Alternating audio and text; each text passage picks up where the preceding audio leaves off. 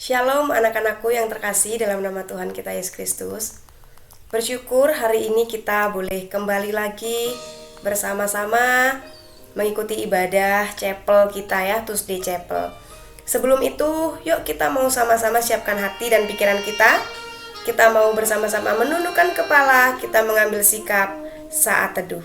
Mari kita tundukkan kepala.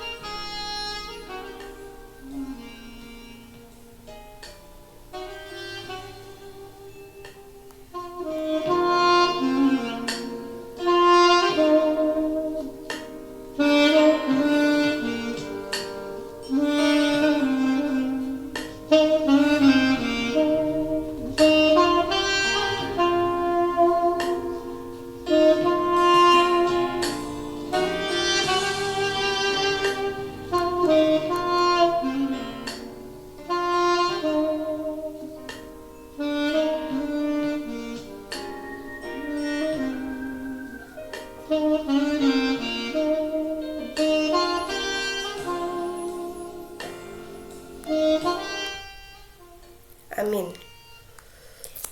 Biarlah bersama-sama sebelum kita memasuki ibadah, kita mengakui bahwa pertolongan kita ialah dari Allah yang menciptakan langit dan bumi, yang tidak pernah meninggalkan pekerjaan tangannya.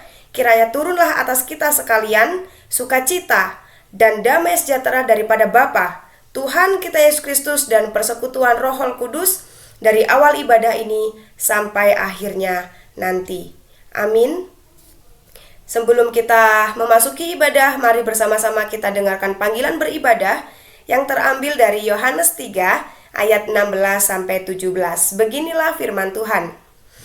Karena begitu besar kasih Allah akan dunia ini, sehingga Ia telah mengaruniakan anaknya yang tunggal, supaya setiap orang yang percaya kepadanya tidak binasa, melainkan beroleh hidup yang kekal. Sebab Allah mengutus anaknya ke dalam dunia bukan untuk menghakimi dunia, melainkan untuk menyelamatkan oleh Dia. Demikian firman Tuhan. Selamat beribadah. Tuhan Yesus memberkati. Shalom teman-teman. Sebentar kita akan memulai chapel kita pada pagi hari ini. Yuk kita siapkan hati dan pikiran kita untuk menyanyikan lagu Thank You Jesus.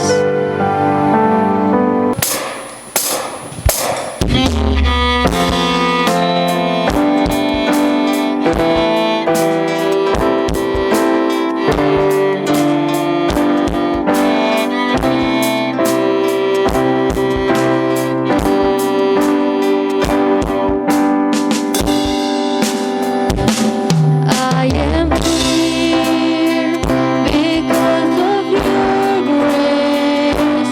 I am here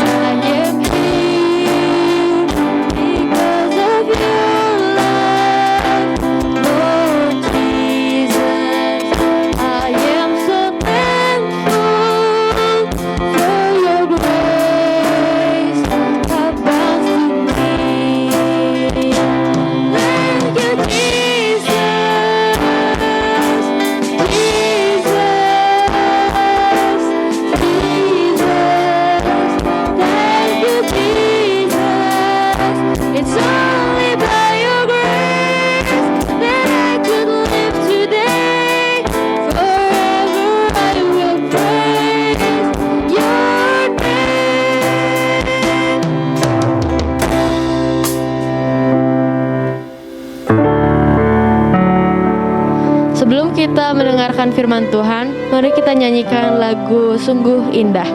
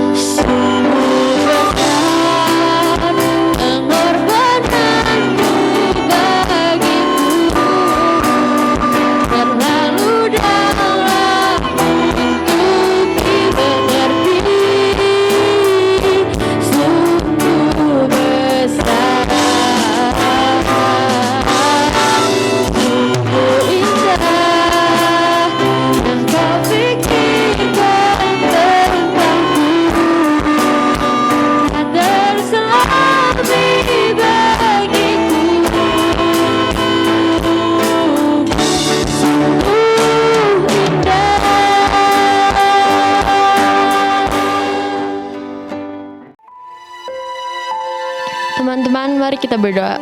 Tuhan, sebentar lagi kami akan mendengarkan firman-Mu. Tolong supaya kami bisa ingat dan mengerti apa yang mau difirmankan Tuhan pada kami. Makasih Tuhan Yesus Kristus, hanya di dalam nama Tuhan Yesus Kristus kami sudah berdoa dan mengucap syukur. Amin.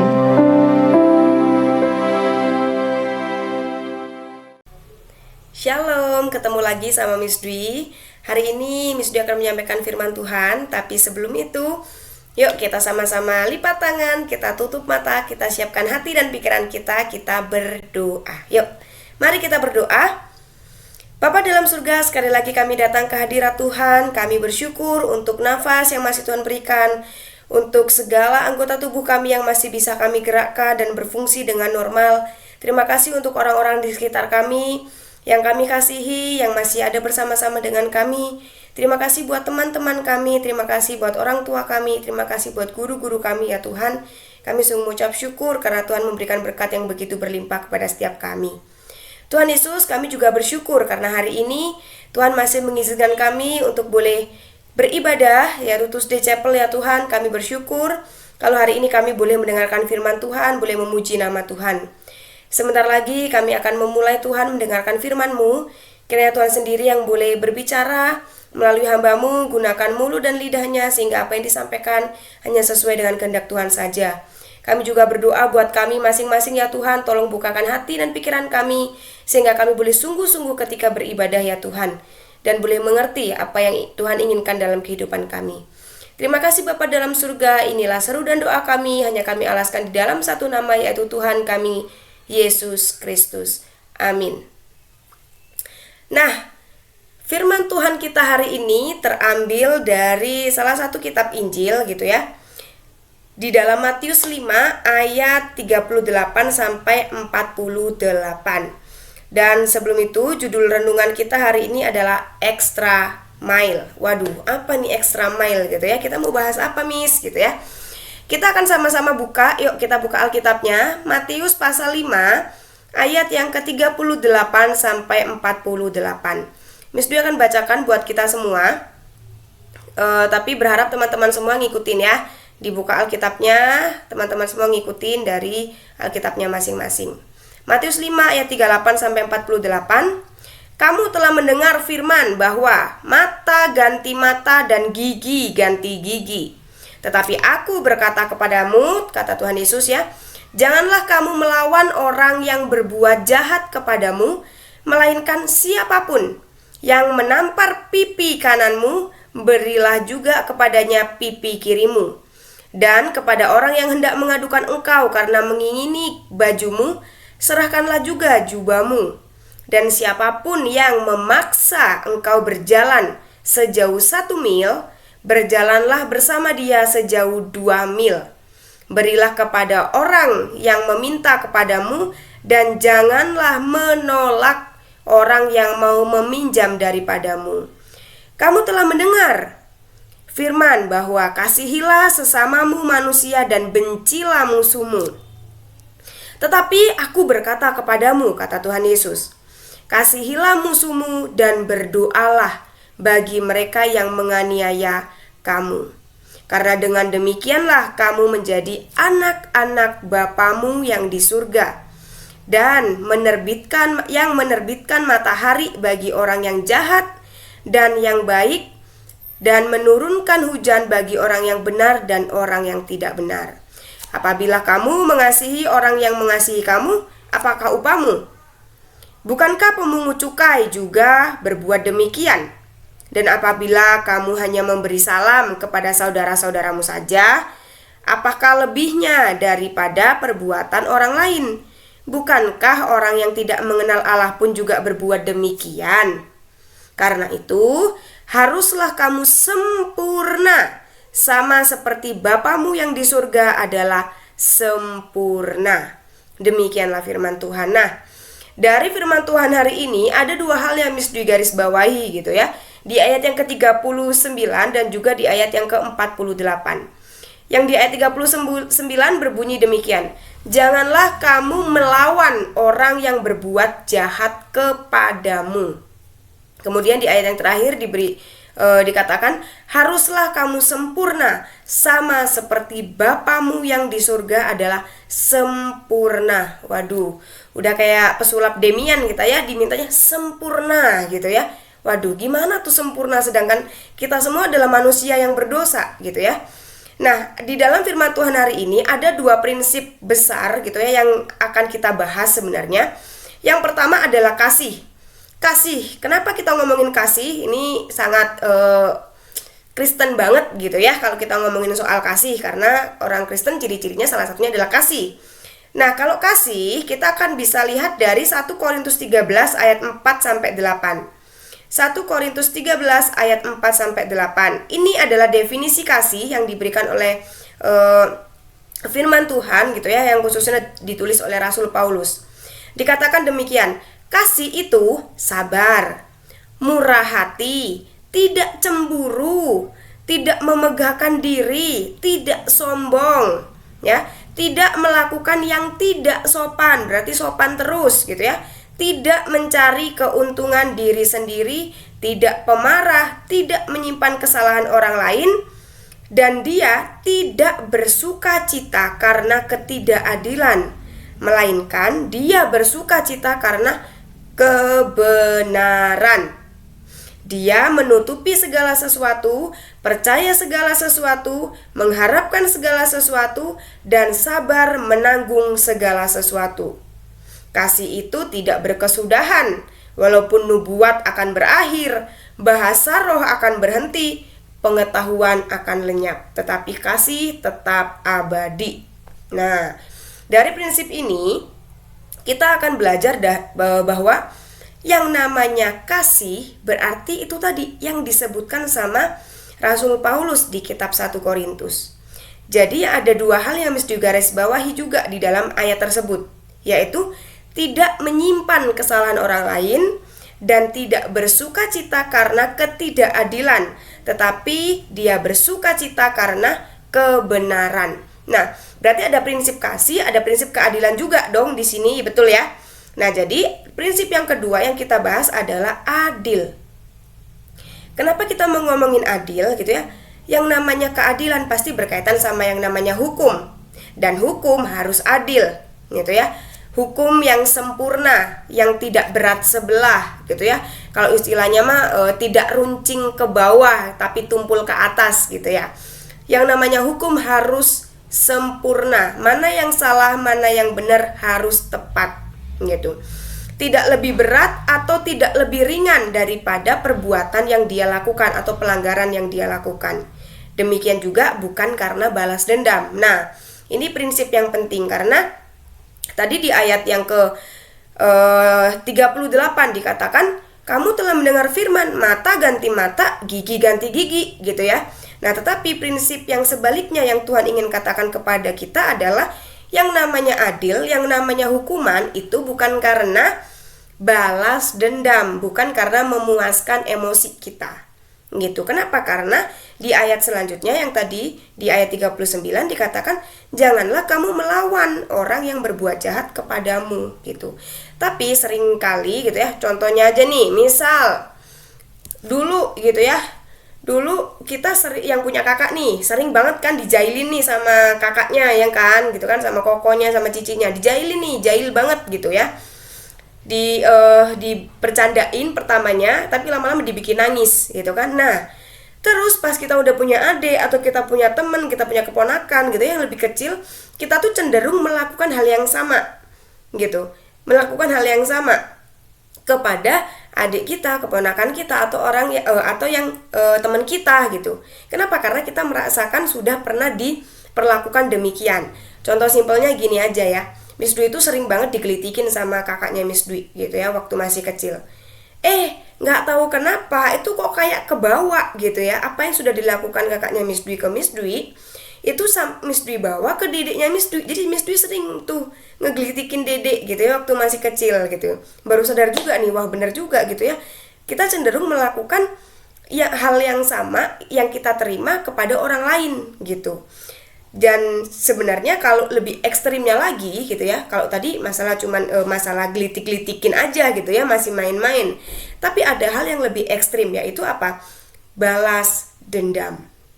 Nah, yang namanya balas dendam gitu ya, itu sering banget menggunakan ayat di Alkitab juga yang sering dipakai yang tadi kita baca, mata ganti mata, gigi ganti gigi. Kalau di Perjanjian Lama ada juga tangan ganti tangan, kaki ganti kaki. Jadi apapun yang kita terima gitu ya, yang kita terima, merasakan kesakitan, merasakan kehilangan, itu juga lah yang harus kita balaskan. Nah, ini yang salah gitu. Ini yang salah. Kenapa? Karena kalau secara definisi ya, secara definitif gitu ya, yang namanya balas dendam gitu ya. Yang namanya balas dendam itu adalah sebenarnya perbuatan untuk membalas perbuatan orang lain. Kenapa? Karena kita sudah pernah merasakan sakit hati. Gitu. Itu namanya balas dendam. Kita pernah merasakan sakit hati, kita pernah merasakan secara fisik mungkin gitu juga ya. Jadi kita melakukan perbuatan yang membalas perbuatan orang lain yang sudah orang lain lakukan kepada kita. Sama seperti yang tadi gitu ya, mata ganti mata, gigi ganti gigi. Itu prinsip dunia gitu ya. Nah, ada beberapa drama ya yang Miss Dwi tonton juga gitu ya. Waktu Miss Dwi nonton pertamanya oke, bagus gitu ya. Lama-lama gitu ya dari drama yang pertama gitu ya, yang tokoh utamanya sama-sama 3 orang soalnya di sini ya. Yang tokoh utamanya di sini yang satu itu mengatakan atau dalam scene ininya dramanya itu ada beberapa adegan yang mengatakan bahwa menyiratkan bahwa yang melakukan balas dendam ini itu adalah seorang pahlawan. Jadi kisahnya ada seorang yang dibully gitu. Ada seorang yang dibully oleh seorang laki-laki, cewek yang dibully sama laki-laki gitu ya. Sampai dia merasakan trauma, sampai akhirnya dia masuk ke rumah sakit. Secara fisik dia terluka, secara batin, secara jasmani dia juga terluka gitu ya. Kemudian ada keluarganya atau ayahnya. Ayahnya ini pengen balas dendam kepada orang yang melakukan hal tersebut kepada anaknya. Sehingga yang dia lakukan adalah dia manggil atau meminta orang lain untuk melakukan pembalasan dendam. Dan akhirnya dilakukanlah balas dendam itu kepada laki-laki yang telah menganiaya anaknya. Hingga laki-laki tersebut pincang atau lumpuh kaki sebelahnya karena dianiaya secara fisik juga gitu. Jadi waktu si cowok ini yang tukang bully ini dikeluarkan dari sekolah karena perbuatannya, semua sekolah di sekolah itu akhirnya bertepuk tangan dan menghujat anak yang diusir dari sekolah tadi yang melakukan pembulian. Dan lebih ekstrimnya lagi adalah mereka meminta polisi untuk tidak menangkap si pelakunya. Karena yang melakukan pembalasan dendam itu dianggap sebagai pahlawan. Gitu ya. Awalnya waktu nonton, waduh ini berat banget ya gitu ya. Semakin kesini Miss Dwi nonton kok, wah ini ada prinsip yang kurang tepat juga nih. Bahkan bisa dikatakan salah gitu ya. Kenapa? Karena seorang yang melakukan pembalasan dendam, seorang yang melakukan kejahatan itu dikatakan sebagai seorang pahlawan gitu. Kemudian yang satunya juga sama. Di drama yang satunya juga, karena masa lalunya yang kelam, dia pernah tinggal di panti asuhan gitu ya. Kemudian dia diperlakukan tidak adil oleh orang-orang di sana, oleh orang-orang dewasa di sana. Jadi ketika dia tumbuh dewasa, dia akhirnya melakukan menghilangkan nyawa seseorang gitu, yang sudah melakukan hal itu kepada dia. Karena dia juga sempat kehilangan seorang kakak. Nah, dari situ akhirnya terbongkarlah kenapa akhirnya dia melakukan hal itu, apa motifnya. Barulah terbentuk bahwa dikatakan bahwa anak tersebut melakukan hal itu dikarenakan masa lalunya yang tidak baik. Tetapi ada satu polisi di sini yang menangani kasusnya, dia mengatakan bahwa apa yang dia alami di masa lalu memang sangat menyakitkan, memilukan, menyedihkan, dan sangat tidak manusiawi. Tapi itu semua bukan alasan untuk melakukan pembunuhan atau menghilangkan nyawa seseorang gitu. Kenapa? Karena apa yang dia lakukan pun juga melanggar hukum. Dia sudah pernah menerima pelanggaran hukum dari orang lain dan sekarang dia justru melakukan pelanggaran hukum gitu. Nah, salah satu prinsip yang dipakai juga adalah yang tadi, mata ganti mata, gigi ganti gigi. Seringkali kita melakukan hal tersebut karena apa? Karena kita merasa pengen nih, orang itu udah ngelakuin kejahatan ke saya, jadi saya juga harus ngelakuin yang sama ke dia supaya dia ngerasain gitu. Itu yang selalu ada di dalam hati kita. Tapi di sini kita mau belajar sebagai anak Tuhan gimana sih kita seharusnya memperlakukan orang lain gitu ya. Bagaimana kita harus bertindak sebagai anak-anak Tuhan. Ada 3 hal utama gitu ya. di bagian A, yaitu child of sebagai anak-anak Tuhan gitu ya, sebagai anak-anak Bapa. Dari perikop ini, yang pertama jangan balas dendam. Kenapa? Di ayat 38 sampai 39 dikatakan bahwa hukuman itu bagiannya Tuhan. Hukuman itu bagiannya Tuhan. Oh, kalau hukuman itu bagiannya Tuhan, Miss, berarti kita nggak perlu sekolah hukum dong. Berarti buat apa ada pengadilan? Berarti buat apa ada orang yang jadi jaksa gitu ya? Buat apa ada orang yang jadi hakim gitu ya? Bukan gitu juga maksudnya. Ketika seseorang memang Tuhan tempatkan gitu ya, Tuhan pilih untuk menjadi seorang hakim, seorang jaksa, seorang pengacara, maka itu Tuhan pasti sudah mempercayakan hal itu kepada mereka. Untuk apa? Untuk memberikan juga keadilan di dalam dunia ini. Tetapi yang di sini yang dimaksud adalah ketika kita mendapatkan perlakuan yang tidak baik dari orang lain, janganlah kita menghukum dia dengan semaunya kita. Gitu, bukan dengan semaunya kita. Kenapa? Karena balas dendam yang manusia lakukan sebagai yang katanya adalah keadilan gitu ya, itu tidak akan sama dengan keadilannya Allah. Gitu ya. Kenapa? Karena itu seringkali hanya sebagai pemuasan emosinya kita. Karena setiap pelanggaran itu juga adalah pelanggaran kepada Allah. Jadi gampangnya gini, kalau kita melakukan hal yang sama kepada orang yang sudah menyakiti kita, maka sebenarnya kita pun juga sedang melakukan dosa. Orang tersebut sudah berdosa karena melakukan kejahatan kepada kita. Nah, sekarang ketika kita melakukan pembalasan dendam kepada orang itu, maka artinya kita pun juga sedang melakukan pelanggaran atau dosa itu kepada Allah. Kenapa hal ini bisa seperti itu gitu ya? Padahal kan kita tersakiti, Miss. Wajar dong kalau kita balas dendam gitu ya? Enggak, tidak ada yang namanya wajar dalam hal balas dendam. Kalian ingat waktu Yusuf di rumah Potifar? Yang Yusuf lakukan apa? Waktu Potifar meminta dia untuk untuk melakukan hal yang negatif gitu ya. Waktu Potifar meminta Yusuf untuk melakukan hal yang negatif bersama dengan dia gitu. Yang dikatakan Yusuf adalah apa? Aku tidak melanggar kepadamu, tapi aku melakukan pelanggaran kepada Allah. Aku bukan mendukakan kamu, tapi aku mendukakan Allah, karena dia tahu persis bahwa ketika dia melakukan dosa, maka dia sedang menyakiti hati Tuhan. Demikian juga waktu Yusuf sedang dianiaya sama saudara-saudaranya tuh, dibuang gitu ya, dibuang. Tapi yang Yusuf lakukan apa? Ketika Yusuf sudah menjadi orang yang besar, orang yang kuat, orang yang sudah punya power gitu ya, ketika ada saudara-saudaranya dia datang kepada dia, apakah Yusuf menganiaya saudaranya? Kan tidak. Yang Yusuf lakukan adalah membantu saudaranya yang kesusahan. Gitu. Jadi Yusuf tidak membalas saudaranya. Itu adalah contoh-contoh di Alkitab yang sudah pernah kita sering dengarkan gitu ya. Yang kedua, lakukan lebih dari sekedar yang diminta gitu ya. Kalau tadi di Alkitab dikatakan kalau kamu diminta buat jalan 1 mil, coba kamu jalan 2 mil. Kalau bajumu diminta, kasih jubahmu.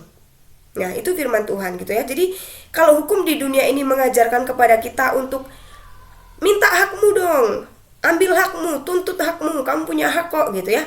Tapi hukum kasih yang Tuhan ajarkan di dalam Alkitab adalah memberi. Yuk kita lakukan, kita kasih yang lebih lagi sebagai anak-anak Tuhan. Bukan cuma nuntut, minta, tapi kita gak pernah memberi kepada orang lain. Itu bukan prinsip yang diajarkan Tuhan gitu ya. Maka jadi yang ketiga adalah sebagai anak-anak Tuhan, maka yang harus kita lakukan apa? Bermurah hati. Sama seperti Bapa yang di surga murah hati, demikianlah kita harus bermurah hati. Murah hati maksudnya apa? Kita baik kepada setiap orang, tidak mandang fisik. Bukan karena dia sudah baik kepada kita, walaupun dia tidak baik kepada kita, kita pun juga tetap melakukan kebaikan. Karena kalau di ayat 42 tadi dikatakan apa? Tuhan pun memberikan matahari yang sama kepada orang yang baik maupun kepada orang yang jahat. Gitu. Jadi sama seperti itu juga, yuk kita mau melakukan yang baik, bukan karena dia sudah baik kepada kita, tapi bahkan yang jahat pun kepada kita pun juga harus melakukan hal yang baik gitu ya. Nah, jadi gimana nih sekarang aplikatifnya ke kita? Cuman satu, kasihi sesamamu manusia seperti dirimu sendiri. Love others. Gimana caranya? Kalau di antara kita sekarang ada orang-orang yang sedang kita benci, entah saudara kita, teman-teman kita, atau bahkan orang tua kita yang kita benci, yuk kita ampuni, dan kita berkati. Jangan mengutuk. Kalian ingat waktu Tuhan Yesus di kayu salib? Waktu dia dihina, dia ditelanjangi, dia diludahi. Yang Tuhan Yesus katakan apa? Ampunilah mereka karena mereka tidak tahu apa yang mereka perbuat. Jadi hak kita sekarang adalah bukan lagi menuntut, bukan lagi minta hak kita itu. Kenapa? Karena hak kita sesungguhnya adalah mengampuni orang yang bersalah kepada kami.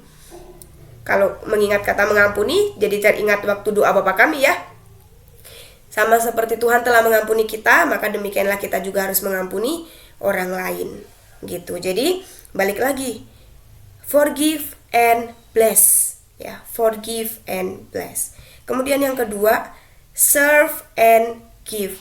Yuk kita layani orang lain dan kita kasih yang terbaik buat mereka. Kenapa? Karena tindakan kasih itulah sebagai balasan atas kejahatan yang akan memutus mata rantai kejahatan yang terus beredar.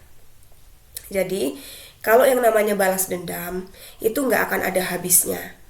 Waktu kita merasakan kesakitan, kita balas dendam ke orang lain. Kemudian orang lain merasakan kesakitan, balas dendam lagi. Kemudian kita sakit lagi, balas dendam lagi. Gitu aja terus sampai gak ada akhirnya. Nah, maka dari itu, satu-satunya yang bisa mengobati yang namanya balas dendam atau kejahatan adalah kasih. Ya, jadi tindakan kasih itulah yang merupakan balasan atas kejahatan yang pernah dilakukan. Jadi makanya firman Tuhan hari ini mengajarkan kita kembali lagi bahwa kalau kita cuman baik kepada orang yang baik sama kita, emang apa bedanya kita sama orang di luar sana? Orang-orang yang jahat pun gitu, yang kita anggap jahat, dia juga baik kepada orang yang dia kasihi. Contohnya aja gitu ya, misalnya ada orang yang merampok. Ya, ada orang yang merampok dengan alasan demi keluarga. Kita kerampokan, menurut kita perampok itu jahat kan? Jahat menurut kita. Tapi menurut keluarganya, karena dia merampok tujuannya untuk keluarga misalnya gitu ya, maka dia adalah orang yang baik untuk keluarganya. Bisa jadi seperti itu gitu ya, kalau misalnya keluarganya nggak tahu mungkin. Jadi kalau kita mau kalau kita mau baik kepada orang yang cuman baik kepada kita, memang apa bedanya kita sama orang-orang di luar sana yang menurut kita tidak baik. Nah, maka dari itu kita di sini mau belajar bahwa yang namanya extra mile itu bukan cuman baik kepada orang yang baik sama kita, tapi kita pun baik kepada orang yang bahkan jahat kepada kita. Makanya aplikasi praktis yang bisa kita lakukan hari ini adalah, yuk, kalau ada orang-orang di sekitar kamu yang sekarang sedang kamu benci, sedang kamu anggap sebagai orang yang jahat gitu, yang pernah menyakitin kamu, yang pernah bikin kamu down, yuk kita mau sama-sama doakan dia, kita mau sama-sama berkati dia, dan kita mau sama-sama punya komitmen buat serve and give, buat melayani walaupun dia adalah orang yang mungkin kita benci gitu ya. Jadi balik lagi, ingat bahwa kita adalah anak-anak Tuhan, kita anak-anak Bapa, kita dituntut untuk menjadi anak-anak yang sempurna sama seperti Bapa yang di surga adalah sempurna. Jadi prinsip kita adalah agape, ya, agape, bukan balas dendam. Dan yang kedua adalah bukan egosentris, tetapi God center. Ketika kita melakukan segala sesuatu, ingatlah bahwa kita adalah gambar dan rupa Allah, sehingga kita mencerminkan Allah. Jadi jangan sampai melalui hidup kita banyak orang yang jadi tidak percaya kepada Tuhan, gitu ya.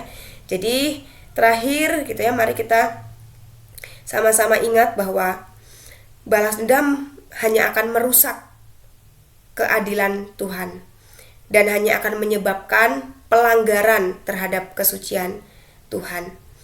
Hukuman itu bagiannya Tuhan. Hak kita adalah mengampuni orang yang bersalah kepada kita dan melayani dia, mengasihi dia sebagaimana Tuhan sudah mengasihi kita. Gitu ya. Itu demikian firman Tuhan. Kiranya dapat memberkati kita semua. Mari kita tutup di dalam doa. Kita lipat tangan, kita tutup mata, kita berdoa. Bapa di dalam surga, Kami sungguh bersyukur Tuhan karena hari ini Tuhan kembali mengingatkan kami bahwa sebagai anak-anak Bapa yang di surga, kami dituntut untuk extra mile. Bukan hanya mengasihi orang yang mengasihi kami, bukan hanya menyayangi orang yang menyayangi kami, tetapi kami dituntut untuk mengasihi dan memberkati, melayani dan memberikan yang terbaik untuk semua orang, bahkan orang-orang yang kami benci, orang-orang yang menyakiti kami, orang-orang yang tidak memperdulikan kami. Tuhan, tapi seringkali kami sebagai manusia yang lemah, kami merasa ingin balas dendam kepada orang yang sudah menyakiti kami dengan melakukan hal yang sama. Tuhan, ampuni kami ketika di antara kami saat ini ada yang merasa demikian, ingin melakukan balas dendam. Tolong ubah hati kami Tuhan seperti hati-Mu, sehingga kami boleh memiliki hati yang mengampuni sesama kami, orang yang telah menyakiti kami. Bapa dalam surga, kami mohon kiranya Roh Kudus Tuhan yang terus tinggal di dalam diri kami, sehingga kami boleh mencerminkan Kristus dalam kehidupan kami sehari-hari. Biarlah melalui firman hari ini kami boleh terus belajar bahwa kasih Tuhan telah menyelamatkan kami. Oleh sebab itu kami ingin membagikan kasih itu juga kepada orang-orang di sekitar kami. Terima kasih Bapa dalam surga, kami menyerahkan untuk setiap anak-anak-Mu di sini. Kami akan melanjutkan aktivitas kami kembali Tuhan, kami akan belajar. Kiranya apapun yang boleh kami lakukan hari ini, Tuhan berkati, Tuhan jagai kami, Tuhan jauhkan kami dari mara bahaya. Terima kasih Bapa dalam surga, hanya dalam nama Tuhan Yesus Kristus kami berdoa dan bersyukur. Amin. Terima kasih, Tuhan Yesus memberkati.